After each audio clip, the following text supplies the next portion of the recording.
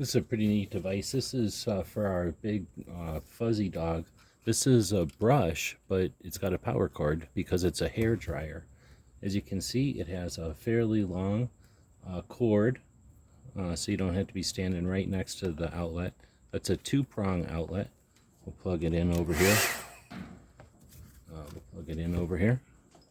And as you heard, it's essentially a hair dryer. You've got 3 settings.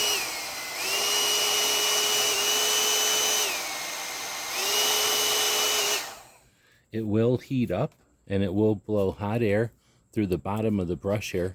And then you have a brush with each of the metal bristles has a little bead at the end, so it's nice and soft. And then if they're fuzzy and they're shedding, you've got this to get the hair off quickly. So this is going to dry their hair after a bath or after a rain, and also brush out some of the undercoat. It's definitely a lot of power when you put it on the high setting, and it comes out really warm, just like a hair dryer.